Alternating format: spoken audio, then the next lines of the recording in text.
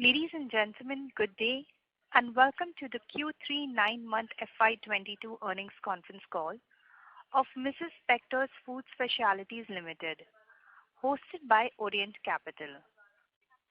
As a reminder, all participant lines will be in the listen-only mode, and there will be an opportunity for you to ask questions after the presentation concludes. Should you need assistance during this conference call, you may signal an operator by pressing star then 0 on your touchtone phone. Please note that this conference is being recorded. I now hand the conference over to Mr. Anup Bector, Managing Director and Promoter of Mrs. Bectors Food Specialities Ltd. Thank you, and over to you, sir. Yeah, thank you so much. Hello and good afternoon, everyone. Thanks for joining this call. I hope you and your family are all keeping safe, and I pray for their well-being. Amid rising cases of COVID-19, let us all continue to exercise greater caution. Today on the call, I'm joined by Mr. Praveen Goyal, Whole-Time Director and CFO of the company, and Mr. Nitesh Kotia, National Sales Director for Domestic Biscuits. We have uploaded our investor deck and earnings press release on the stock exchanges and the company website. I hope everybody had an opportunity to go through the same. Overall, the consumer sentiments look strong, and this is also reflected on our top-line growth. Further, as COVID-related shutdowns got relaxed in the third quarter, we witnessed growth in both biscuits and bakery segments. For third quarter, overall revenues grew by 7% quarter-on-quarter and 17% year-on-year basis. During the current quarter, our domestic biscuit segment saw revenue growth in mid-single digits. We continue to penetrate existing markets as well as expand in newer geographies for our export markets, and as a result, continue to witness robust growth in revenues. We saw an improvement in our business through modern trade channels. Going forward, we will continue to focus on premiumization and consolidating our market share through brand awareness, both digitally and in retail stores through in-store branding exercises. In terms of new capex, our new biscuit line in Rajpura facility is expected to be operational in the first quarter of FY23. We are rapidly increasing and strengthening our distribution, which will help us increasing our coverage and premiumization. Now I will discuss the performance of our bakery segment. During the current quarter, our retail bread and bakery businesses saw a revenue growth in high teens when compared to last year. In terms of capacity expansion, our new line of bread and buns in Greater Noida facility was operational in the last quarter, and this will help us to further consolidate our presence in North India. The company is focused on increasing its capacity, and in this regard, we have purchased an additional piece of land in Khopoli next to our existing plant. This capacity expansion will allow us to cater to markets in Mumbai and Pune region. The company aims to cater to wide variety of retail customers by introducing new niche products such as sub bread, garlic bread, with a target to expand distribution network and increase penetration in Tier 1 and Tier 2 cities. We plan to focus more on digital marketing initiatives such as social media integration, influencer marketing, and content marketing. Our institutional bakery segment continues to see strong growth momentum in revenue. When compared to third quarter last year, During the current quarter, COVID-related shutdowns were eased across the country, and as a result, we saw robust demand from the QSR segment. We have started our brand promotions in various e-commerce channels for our biscuits and bakery products and are listed with leading e-commerce platforms in India.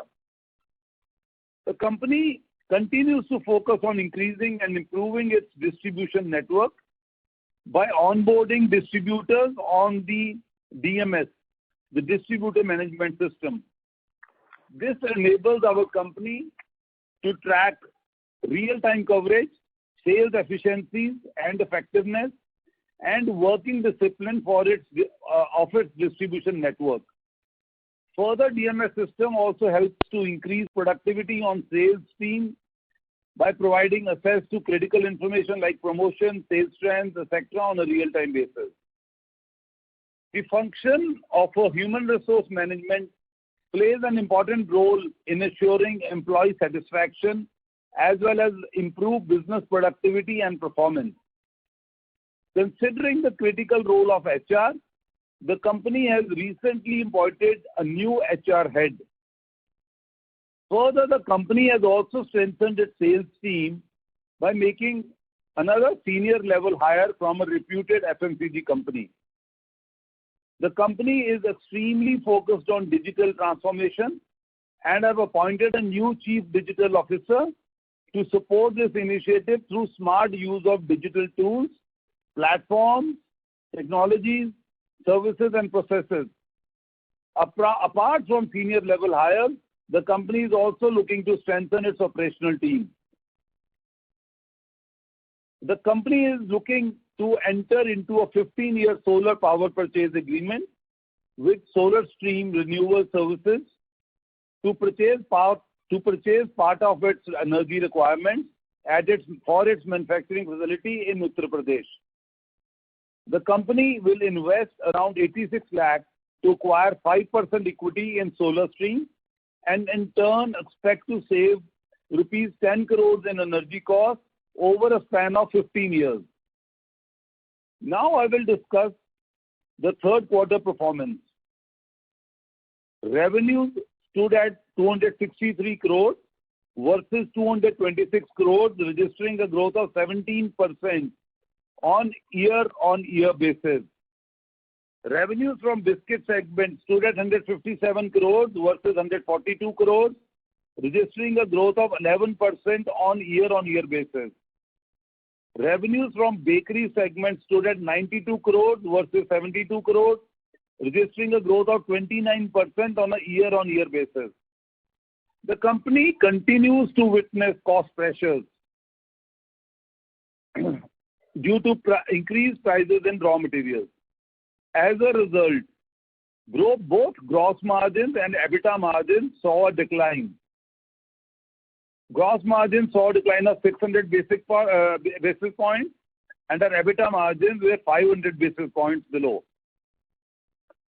respectively, and stood at 43.3% and 12.6% respectively.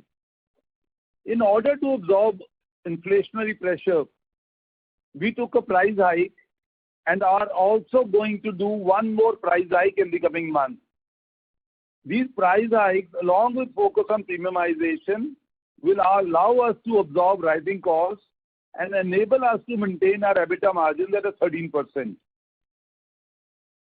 Profit after tax for the quarter stood at 16 crores versus 21 crores over last year. PAT margins for the quarter stood at 5.9%.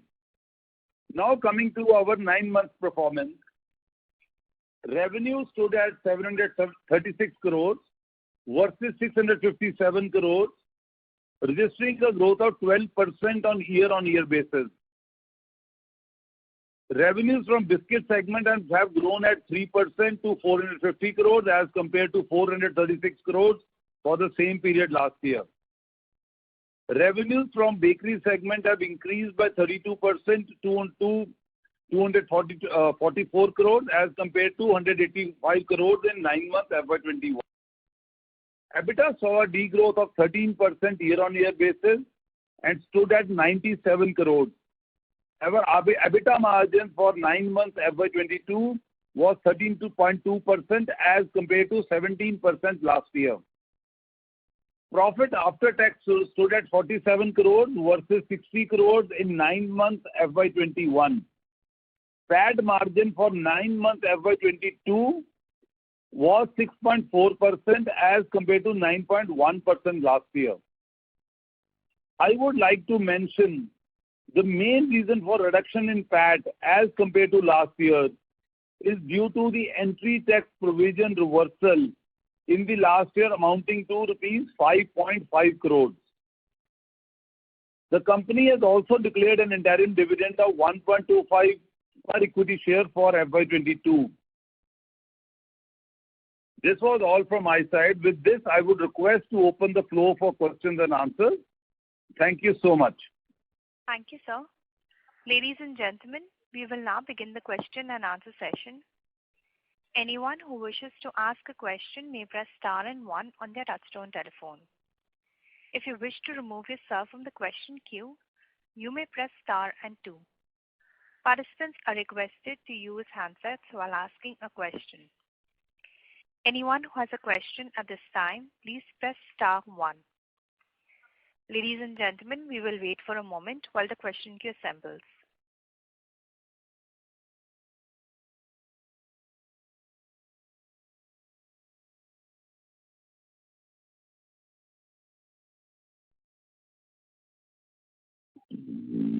We have the first question from the line of Percy Pathanki from IIFL. Please go ahead.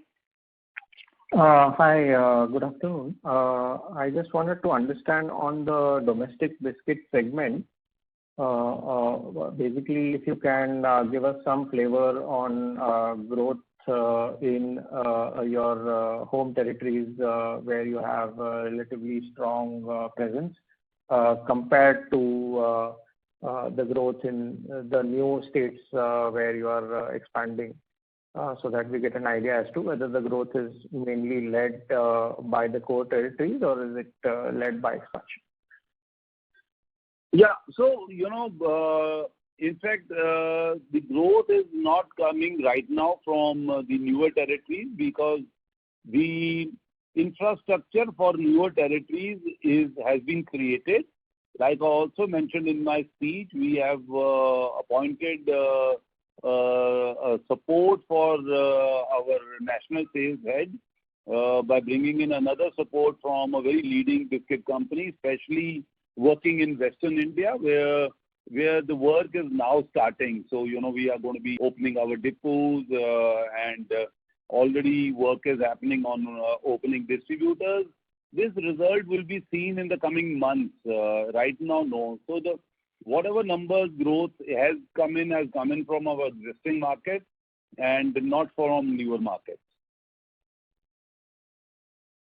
And what about territories such as UP, which is not a new market, but it's not one of your strongholds?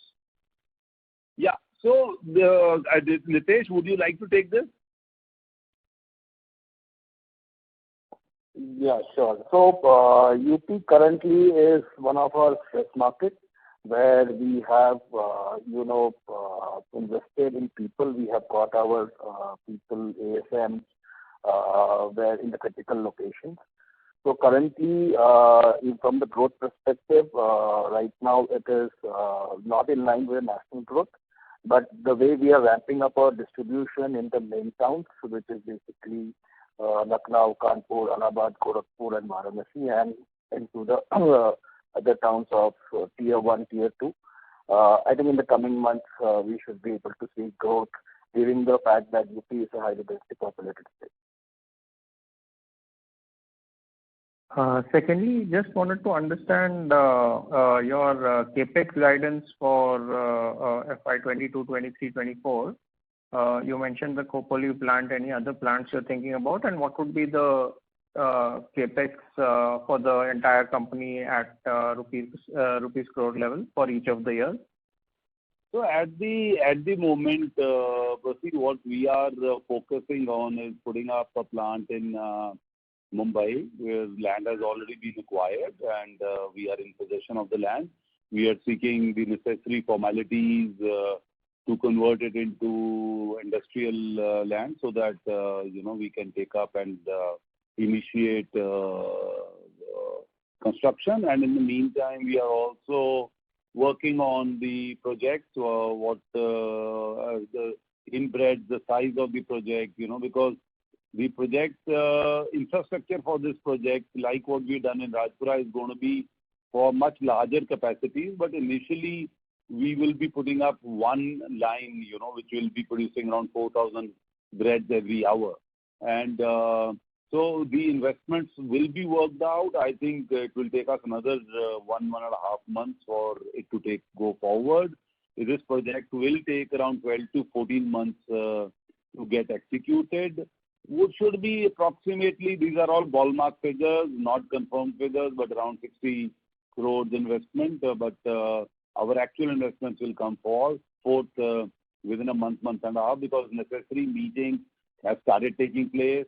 In fact, international visitors have started coming into India, and we hopefully would be closing this in the next one, the cost of the project in our next 1 month.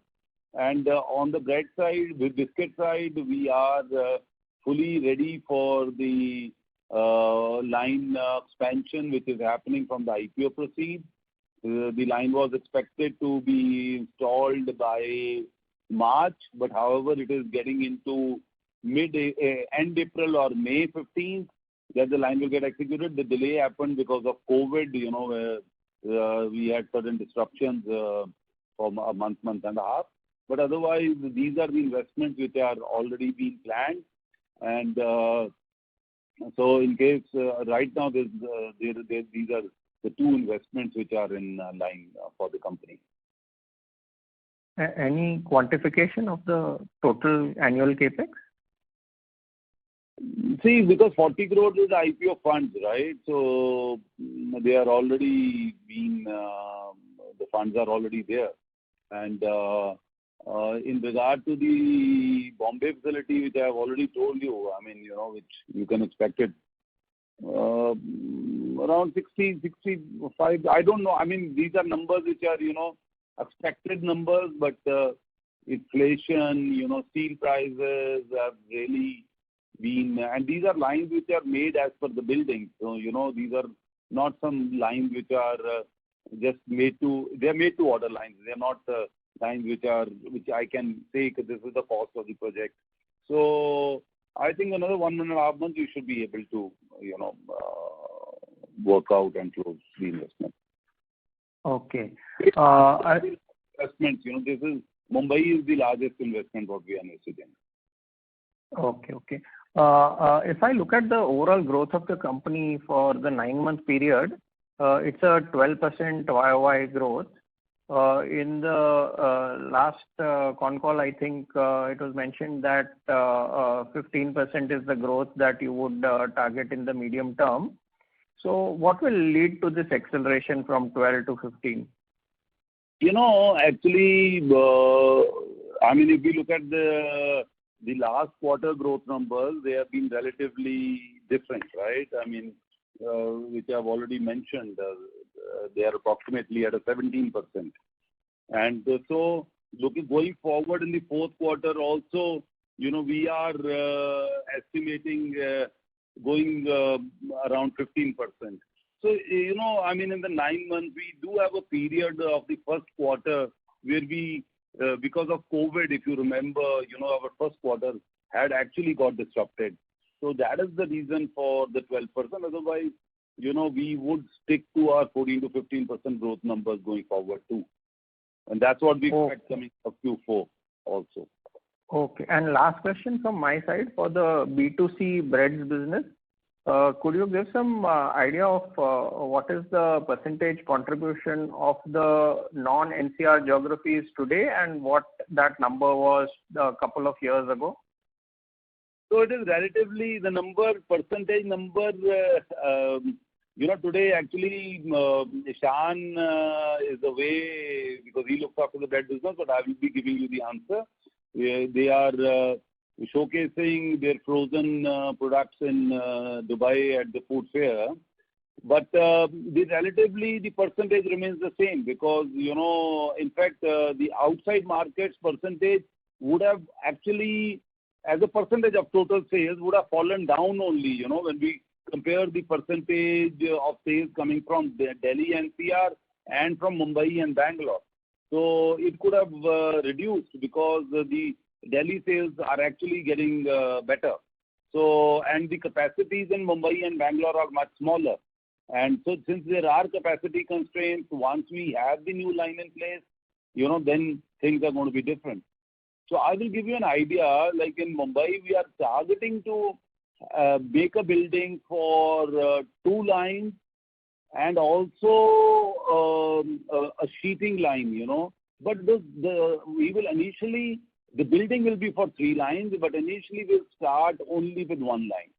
So that is the reason why, I'm not clearly able to give you the right investment, but it's going to be a very big project, a project which, Mumbai is going to give Mumbai a very, very good quality bread and will get us a good market position for both Mumbai and Pune markets. Okay, that's all from me. Thanks and all the best. Thank you. The next question is from the line of Kaustav Bubna from Rare Enterprises. Please go ahead. Yeah, hi. So, I don't quite understand why your employee costs are so high. At least they look a little high to me versus other competitors in the listed food space. So could you just break down the amount of employees you have and the average salary, or could you also explain why these employee costs are so high? There 14% of sales. Even when you guys were 80 to 85% capacity utilization, seems a little high to me. Could you just explain that? Yeah. So, Sabugna, there are 2-3 things. Firstly, we 100% manufacture everything where employee cost comes under our, under the employee's expense. Whereas when you are doing a third-party manufacturing, the cost is loaded onto the other manufacturer, who is a third-party contractor. And in my side, I have a business where I do third-party for Mondelez. And also there is a difference. We have currently around 350 people on sales roles in our company. Our future plan is that we would be moving our sales, the frontline sales guys who are connected to the distributors. They will be, who are actually right now called our ADSR. They will start working under the umbrellas of our distributors.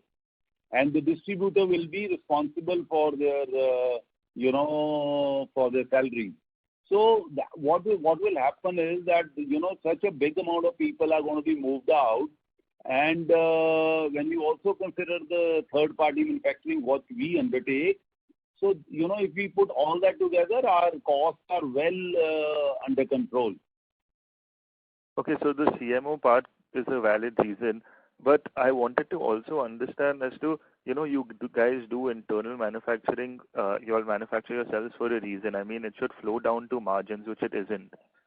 You're maximum making 6% margin in a normal, PAT margin in a normal business environment. So, any range you target in 4 or 5 years to improve these margins and reduce costs? Like, what is your plan to improve this number? Yeah. So, the journey of a food company is spread over a much longer period, and to compete with our competitors who are like Britannia, where we are talking, as our company keeps talking about premiumization. So in case today also, in the last between 1 year, in my general trade, my premiumization has increased by 5%. So my premium segment has gone up by 5% vis-a-vis the last year. Now that is a very considerable thing, Until or unless you don't have your own plant, you are not able to take care of your quality and what you would like to deliver to your customer, this percentage will never, premiumization will never come to you. Yeah, in case we want to make glucose biscuits or a cookie, which is like a 5 rupee product, yeah, very fine, you can have a third-party manufacturing happening. But yes, going forward, our targets are much beyond this. We have ample amount. Being a smaller company, being a company which is already built up its cost for a much larger growth numbers, our EBITDA margins, our PAT margins are going to be much healthier than what it is. And if you look at this year has been a year when inflation has touched numbers which we could not believe. I mean, we were not prepared for such an inflation, because for last 6-7 years maybe I've never seen an inflation like this. Oil prices have actually gone up by 65-70%, and they keep continuing to rise. So our company has worked hard on increasing its prices, on having premiumization, and giving us still a healthy margin. But going forward, yes, the company is fully geared up to improve its margins, and they shall be improved in a substantial manner. And is it a fair understanding that you'll want to, over years, move from this regional brand to a more nationally recognized brand? Is that a correct assessment?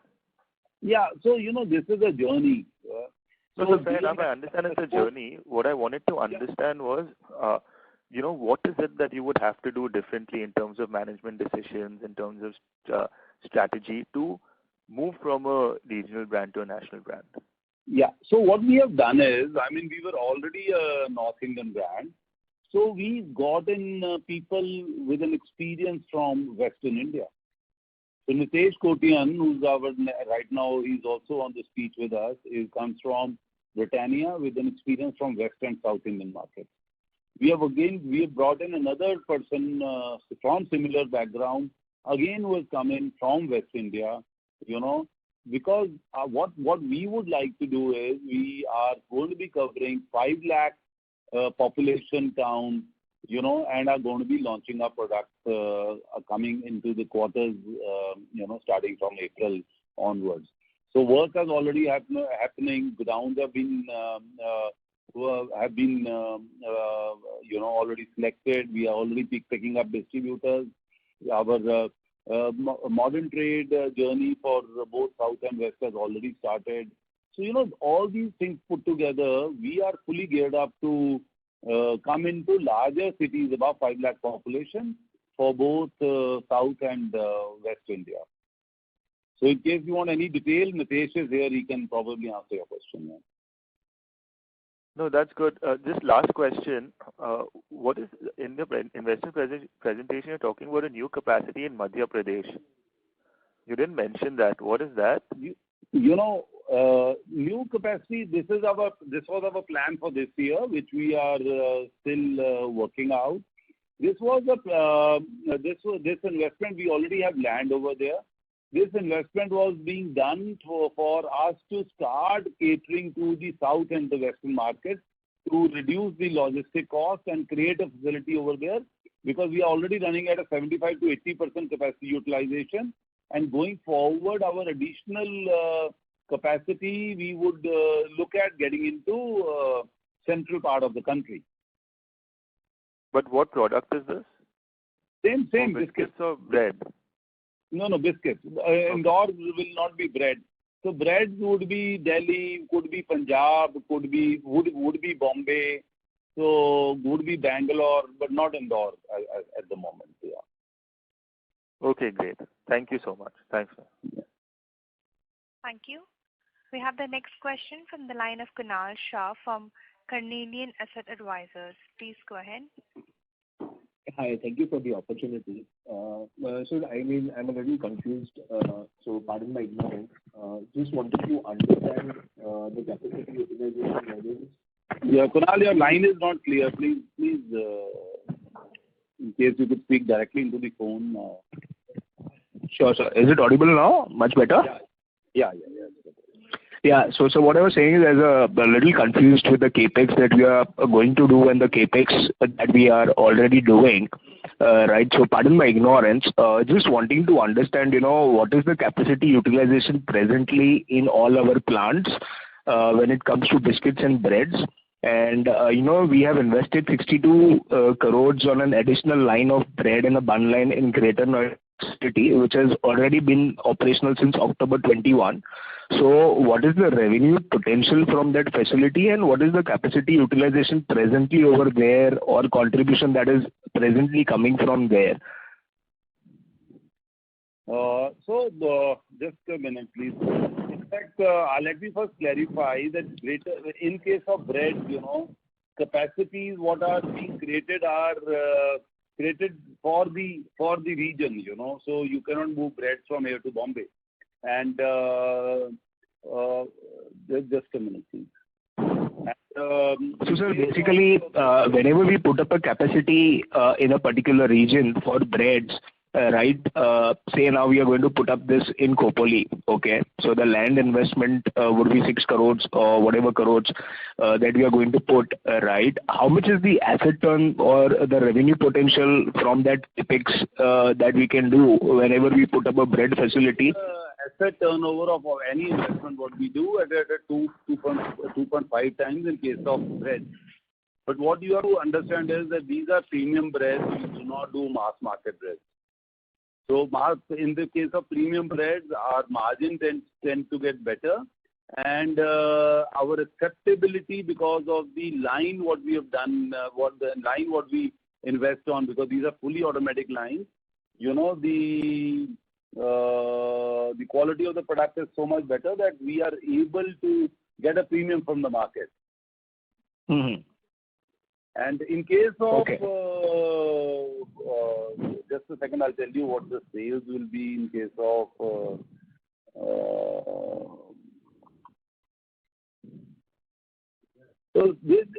we have one line which is a bread line in Greater Noida, and one is a bun line which has been added. If we both add together, the sales would be around 160 to 170 crores. Sorry, sir, I missed out the number. What number? At a full capacity, those will be additional sales. Yeah. When these both plants run at full capacity, they can give around 170 crores worth of. Okay, and what is the present revenue that we are doing from this capacity? At present, we are partly already using this capacity, but the bakery sales for this quarter, now this also includes my information at this time as complete information, but Kunal, I can, if you can leave your number with the Orient Capital, we can send you the details. Sure, sir. Just basically was trying to understand, the extra revenue that we can generate from the capex that we have already done. What we can do out of these two lines, yeah. Sure, sir. And just wanting to understand, on the margin front, right, if I plot the numbers over the periods from, say, FY16 to FY21 and this current 9-month number, we have, always been around 11-12% kind of EBITDA margin, with help coming in from gross margin. So our cost of goods sold, which were in the range of, 55 odd percent, if I leave FY17 at 58%, that has come down to 52%, which has, kind of helped us, despite increase in the employee cost, right, manage our EBITDA margins in the range of 12%. If I remove the FY21 number, where our margin shoot up to 16%, again helped by a gross margin improvement, where cost of goods sold were 52%, right? So how should one look at, this gross margin, say, for the next 3 years, I mean, would 11% would be a normal kind of margin, 12% would be a normal kind of margin? How should one look at this particular aspect, sir?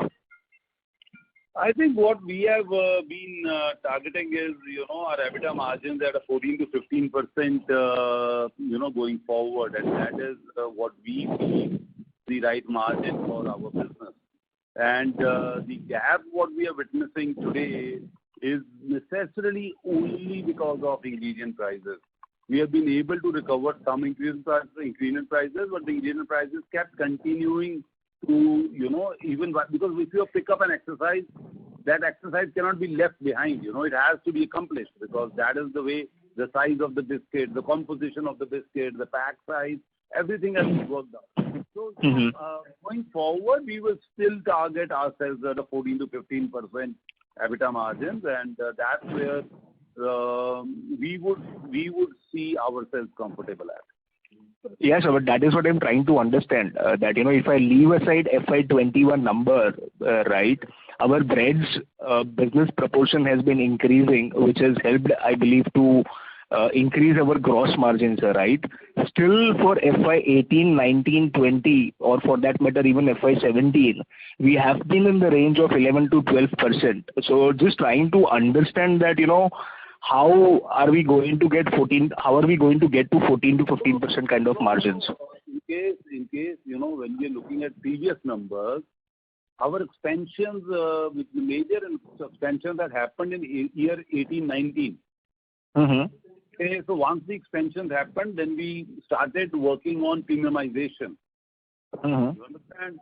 So that is the reason that beyond 18-19 was the period when we worked on, and from 2021, and you can see a clear difference in the competition was the same. There is no difference in the competition, So the margins what we are generating for those years were actually the right margins, until unless there were certain costs because of COVID which did not get booked, and the sales were very high.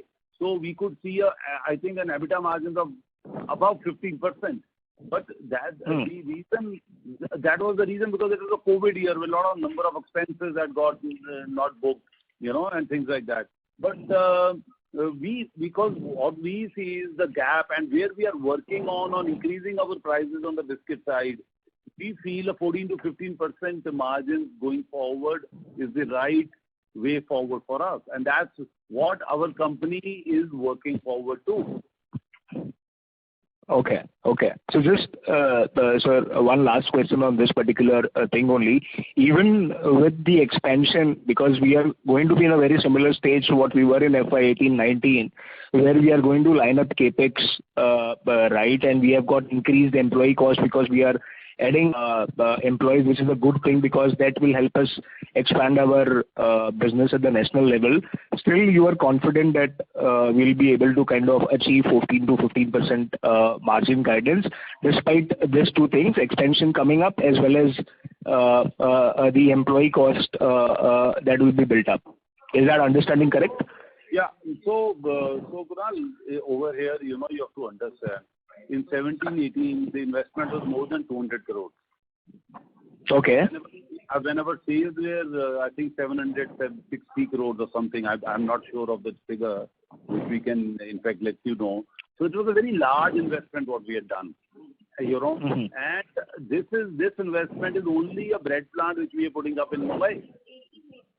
So there is not the fact the investment what is coming up in Rajpura will actually help us offset costs, because there is not going to be any increase in any cost which is going to be there. No managers are going to increase. No extra expenses are going to increase.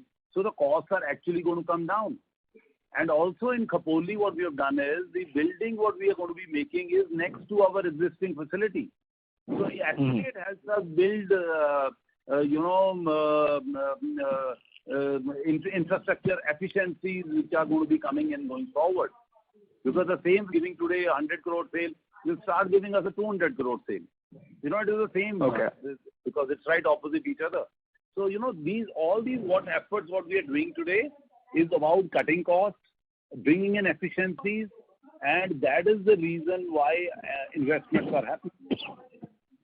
So when we had built up Rajpura in 18-19, we had only one line over there. Today we have 4 lines. We're going to have 4th line coming up in the same unit. So that all this will bring in efficiencies to the system. Correct. Okay. Fair enough. So just one last question, if I may. Greenfield project coming up, There's nothing like that. Sorry, sir? There is not a very large greenfield project coming up for biscuit side. Okay.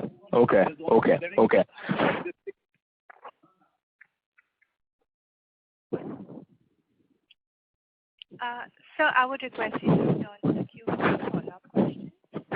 Sure, I'll do that. Thank you.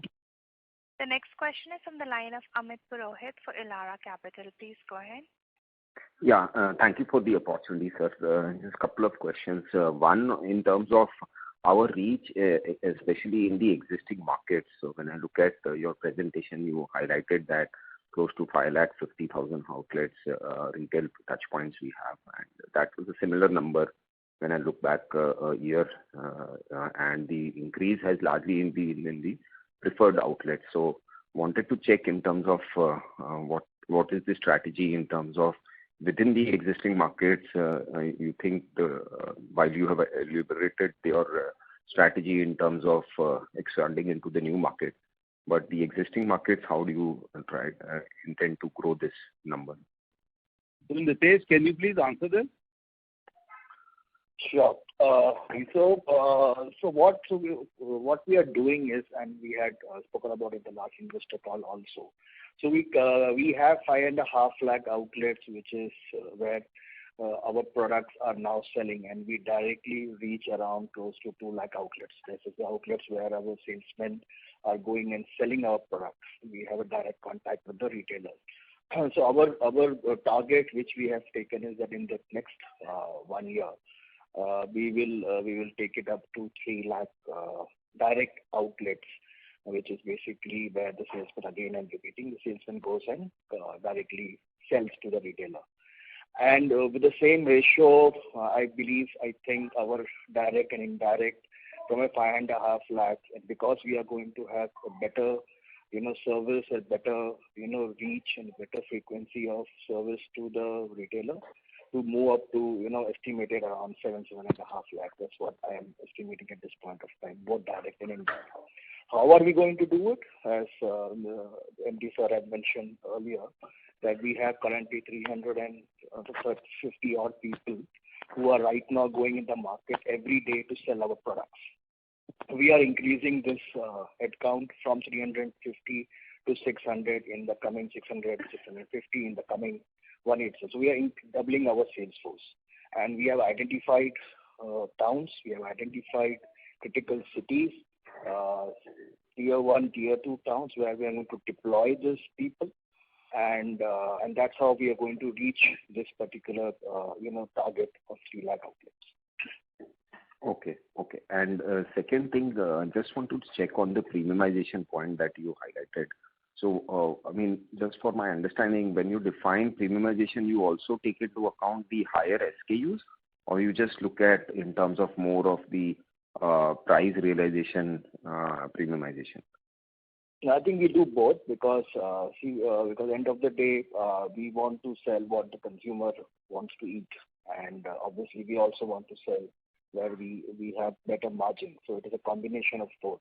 So when we define our premium baskets, we are very clear that we want to play in the relevant categories where our competitions are there, and we target those SKUs. And obviously, we keep working on those SKUs where we have margin. So it's a combination of both. Okay. So, when we say that our MT segment or channel has done extremely well, it is fair to assume that... Modern trade? Yeah.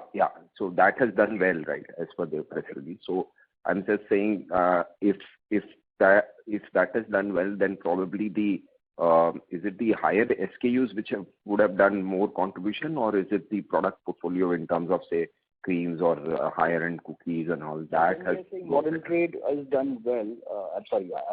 So I'll just answer your question. So when you say modern trade is done, it's done well in both. First, we have been engaging. We are like very north-centric brand. So we have been able to engage with the modern trade accounts in terms of listing more products. Okay. We have launched value packs both in Golden Bite butter and Golden Bite cookies. We have launched a special value pack in Mari Oats Digestive, and we are launching the Party Cracker value packs. Now all these value packs are adding obviously good margins, and there are also products which the consumers like, and we keep doing our research in the R&D and getting more of these products to be sold to the modern trade. That's point number one.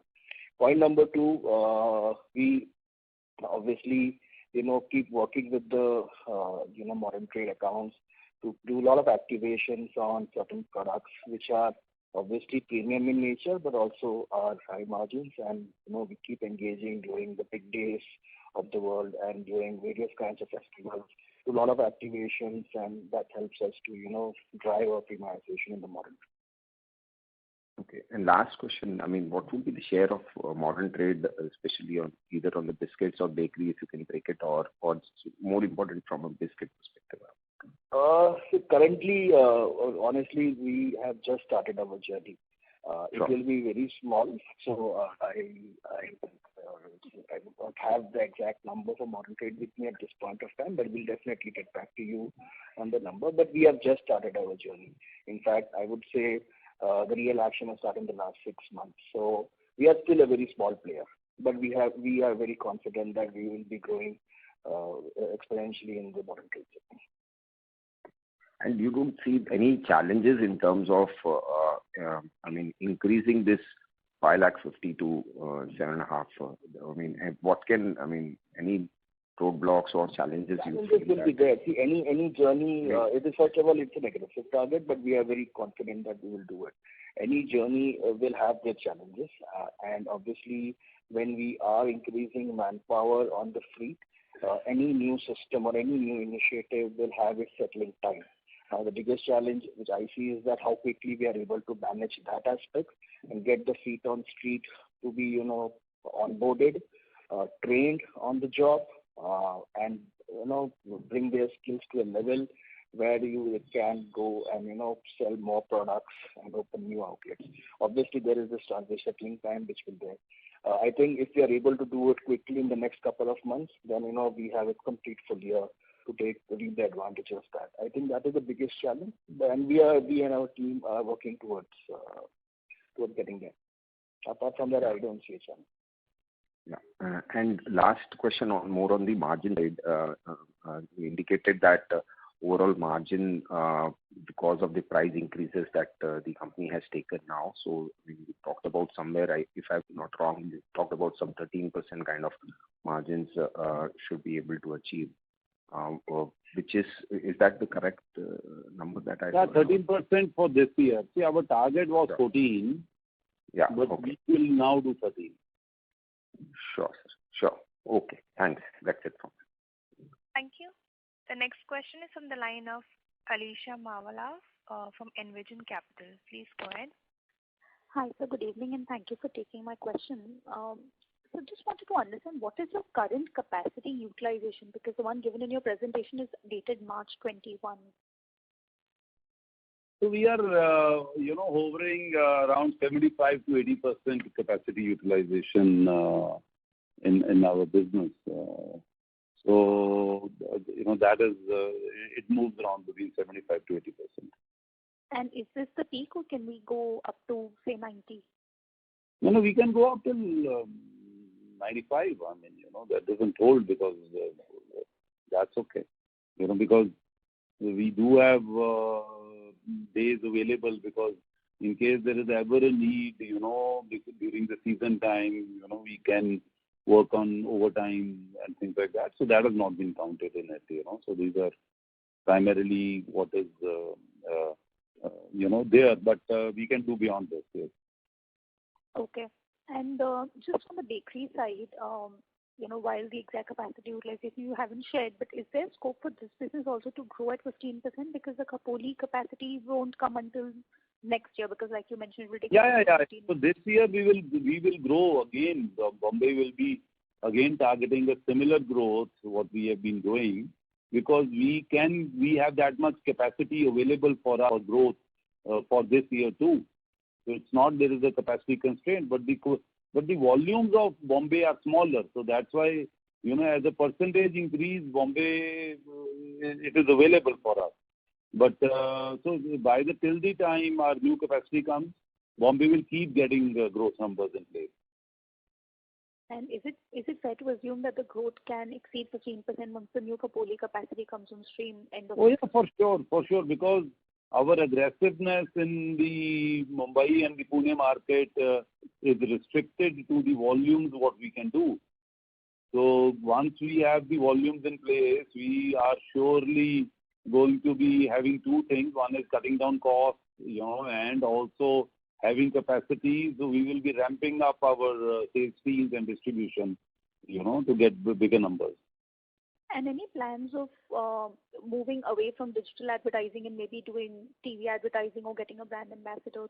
Is there going to be an increase in brand expense once the new? Yeah, surely. This year has been a disturbing year, but going forward, definitely, we will do anything, like Nitesh has just mentioned, where we are adding up, our operational sales teams by double. But also what we are doing is we are very careful about increased cost. So there is no cost increase, because what we are doing is we are moving all our sales team members, operational sales team member, to third party. So which actually, cuts down our cost increases. So, we are very aggressive, and since we are also going to be opening Pan India, especially in South and West, 5 lakh towns plus, there is a possibility that, our ATL spends would be on the higher side, and we would. Why we have taken up digital is it's more connected. You can connect how to make a sandwich, because what we are trying to sell to a customer is more a sub sandwich, how to make a sub at home.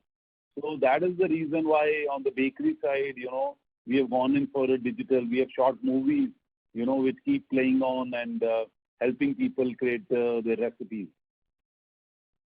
Sure. And just one last question. What is the price hike we've taken in 9 months? See, this is a journey which, we are, I think we have approximately around 5% we have taken, a price hike. But we have a balance amount left, which we are working on. And I think another 1 or 2 months we shall be able to recover that also through cost efficiency programs and through price hikes, which will be price increase for the market and or weight reduction. But in case of bread, we had done 5 rupees per bread. I think that was for Delhi market, for Mumbai also. I think it is a similar price hike which has taken place. So in the bakery side, it's 5 rupees per bread, and I think that's an estimation. It's not exact. But on the biscuit side, again, an estimated, because different products have got different price increases. Some have been to 7%, some have also been to 3%. At some areas we are yet to, increase our prices, because we are looking at competition, how competition is behaving and things like that. So I think it will be fair to say around a 4 to 5% price hike has happened. Sure. So like CSD, our price hikes have yet to come, because that's a long process. It takes 6 months. So our applications have just gone in. And, because CSD is again a substantial part of our business. So that money has not come into the company. So although there are certain price hikes which are yet to happen. And but it's in the process. So we would be gaining from it going forward. Okay, sir. And just one last. In the bakery products, are we comfortable sharing the split between consumer and institutional? Institutional, see, I can't give you the detailed numbers, but institutional is going strong. We are back onto, business, and they're growing strong double digit. And hopefully the QSR businesses are very positive now. And what we are getting information is, the numbers will keep growing for QSR business. Okay, so thank you. Thank you. The next question is from the line of Nidhi Babaria from Dalal & Broacha. Please go ahead. Yeah. Hi, sir. Thank you for taking my question. So what type of growth are we seeing in domestic biscuit market? So this year, what we have got is a growth of 3%. That's what I had mentioned also. And but going forward, we are looking at about 15% growth numbers. And that would be via distribution channel, because This is via distribution channel increase, modern trade, distribution channel increase.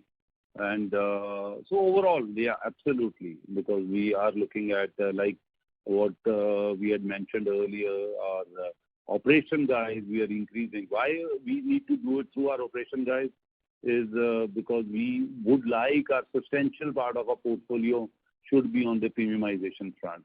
And, so that's the reason. And also the DMS, what we are now, because we were working on a DMS, we have now moved to get another company's DMS, which is called Field Assist, and they are installing the DMS, and that helps us to have a complete knowledge about our distributors functioning.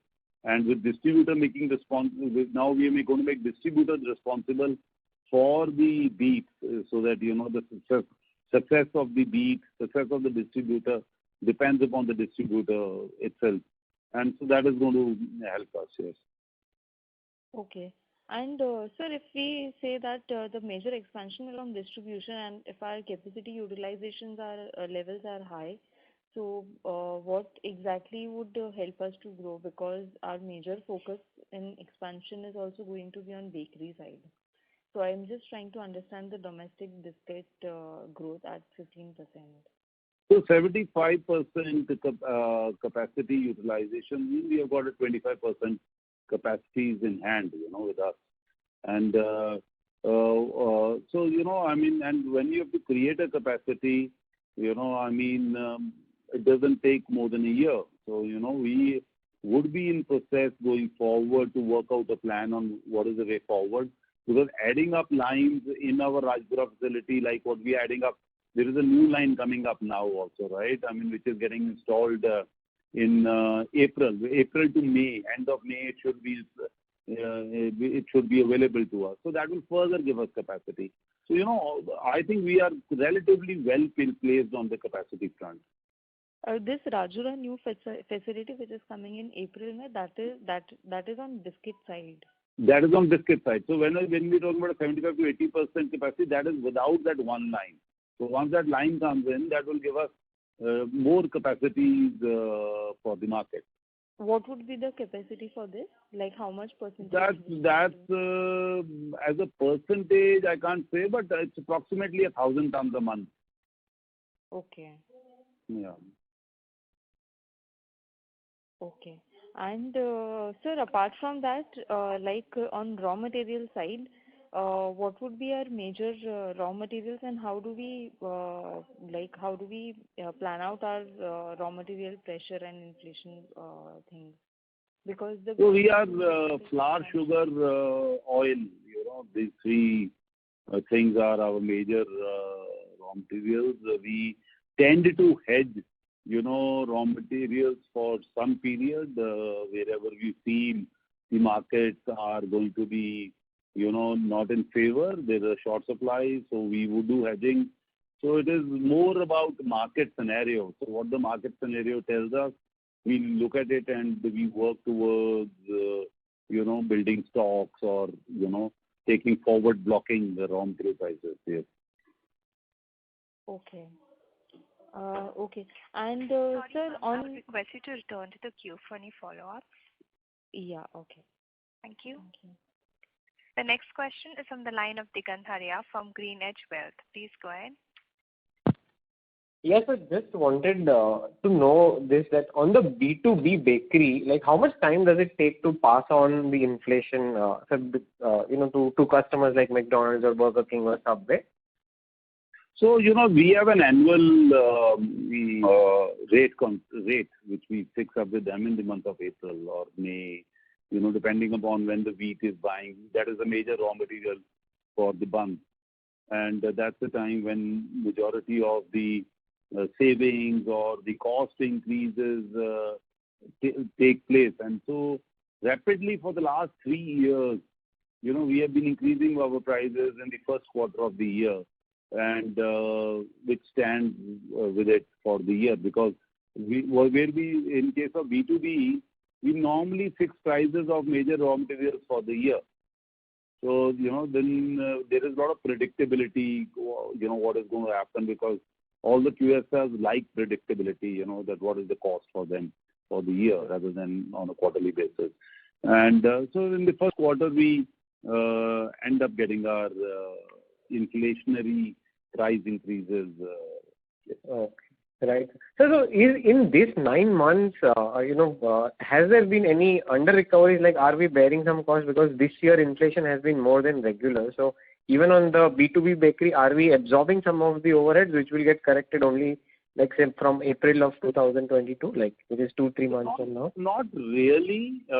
From B2B side, yes, we did not have a price increase this year because of the COVID situation, and in the first quarter the situations were very, very bad. But we have when we looked at, because in case of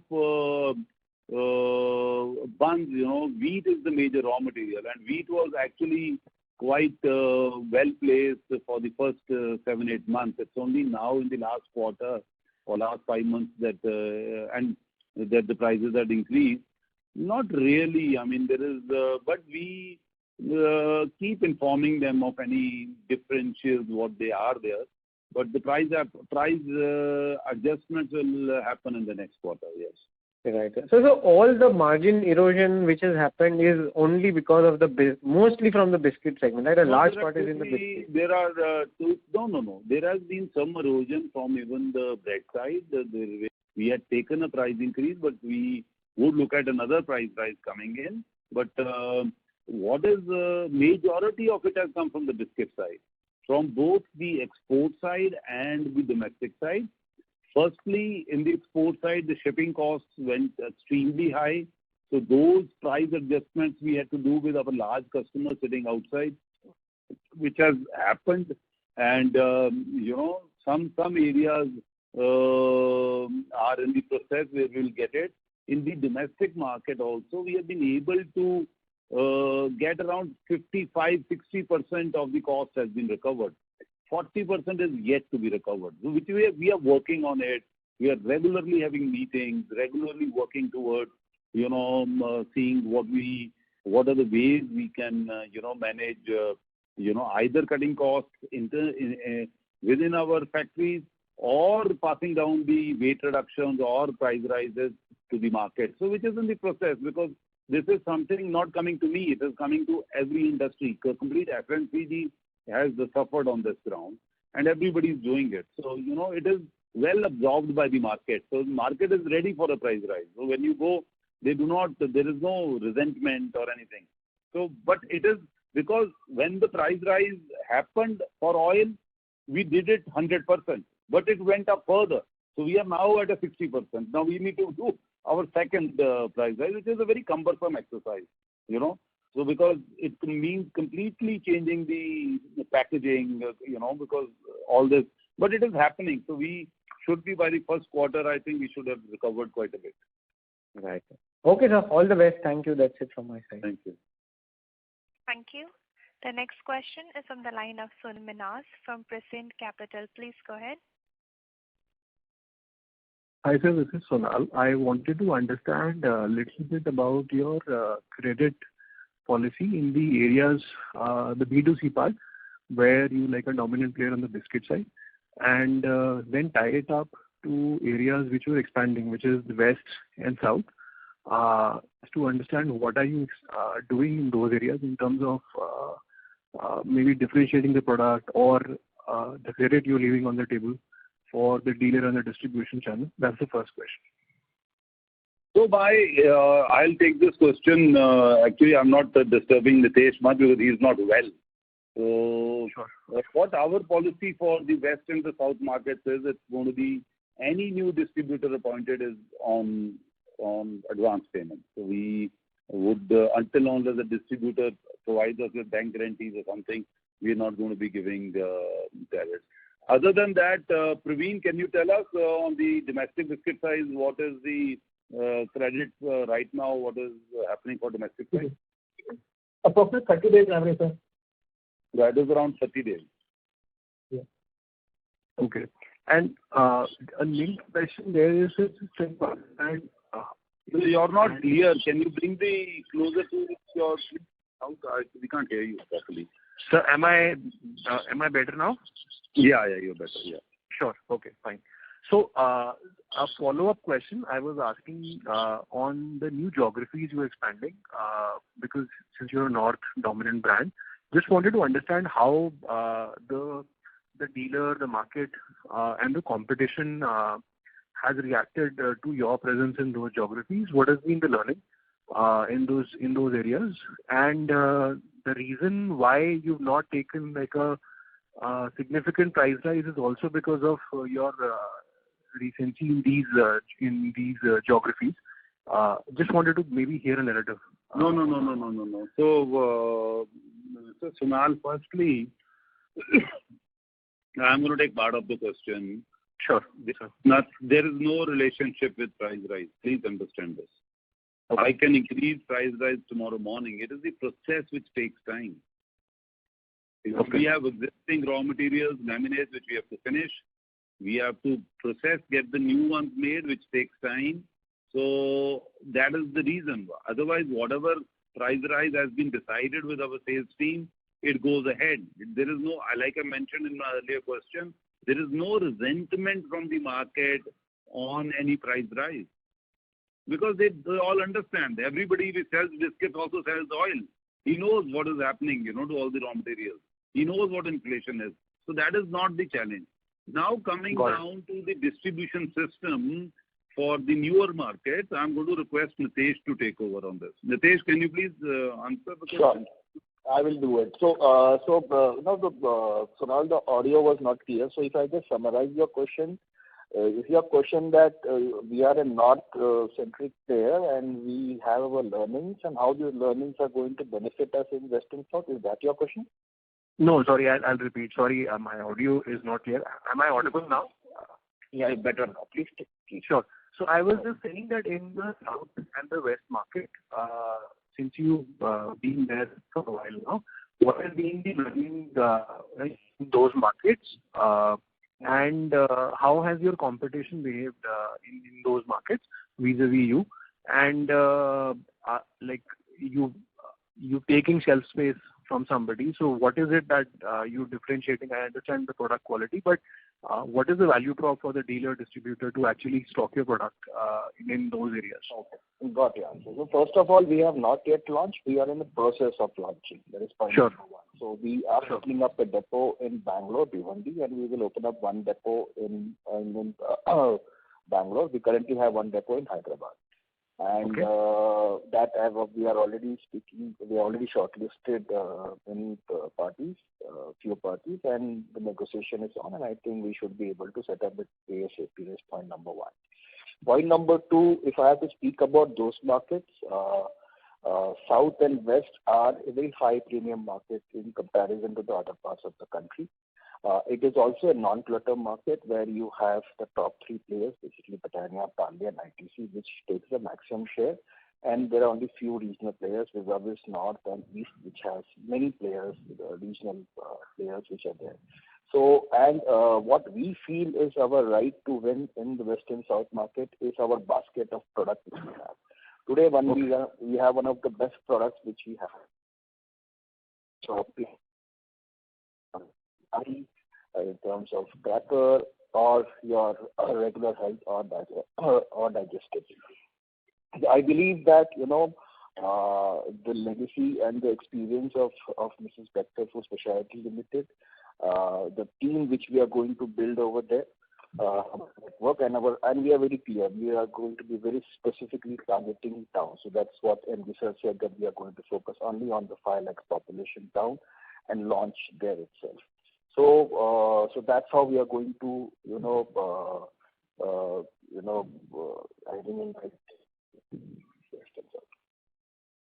Okay, got it. Thanks a lot for this. Yeah, sure. Thank you. That's it from my side. Thank you. The next question is from the line of Abhishek Maheshwari from Skyridge Wealth Management. Please go ahead. Yeah, hi. Thank you for taking my questions. So my first question is regarding your new lines. So when you say that you commissioned a new biscuits line or a bread and buns line, what do you mean by, what is the capacity like? So how much does one line comprise of in terms of metric tons or million packets or something?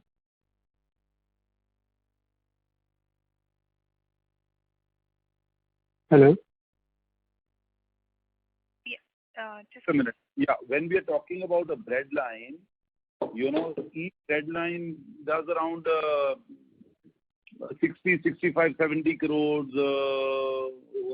worth of sales. And a similar sales come from a bun line. So, on the biscuit side, it will be around 110 crores, depending on what is getting produced.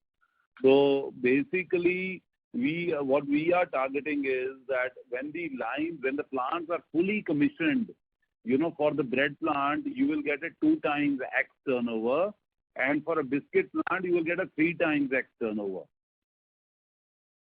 Okay. So, this helps in terms of value, but in terms of volume is what I was asking. If you can quantify. Bread side, we don't count volumes because we normally count, number of pieces, So in case of biscuits, the line what I mentioned is approximately 1,000 tons per month. And in case of buns, it goes to 24,000 buns per hour. So, very difficult for you to correlate. I think best is what value of product can be produced from those lines is more important. Fair enough, sir. My next question is, I read your prospectus. It says that the bread and bakery EBITDA margins are like much higher than the biscuits one. So since you've commissioned the bread and bakery line, is it reasonable to expect maybe next coming half year or so, your EBITDA margin should improve because your product mix will change? We have always been putting our margins, that EBITDA margins going forward will be 14 to 15%. This year also we had targeted a 14%, but we are helpless because of the prices, raw material prices. We have got ahead. We are still targeting a 13%. And going forward, it will be anywhere between 14 to 15% EBITDA margins. Okay, sir. That helps. And sir, last question regarding the palm oil duty cuts. Government has cut import duties for crude palm oil, refined palm oil. Is that helping to any extent at all, or it's just going up and up? Currently, we are unable to do any forecasting because the prices of palm oil are extremely high, and at this point of time to do any purchases, we only do purchases what are necessary to do, because we don't know. I mean, currently, it's been 6-8 months since the time the prices have been high, and for more than it's been a year continuously rising.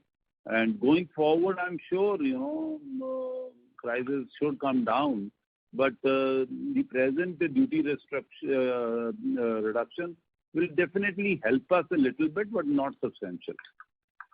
Okay, sir. Thank you very much, and all the best. Thank you. Thank you. Ladies and gentlemen, due to time constraint, that was the last question. I would now like to hand the conference over to Mr. Anup Bector for his closing comments.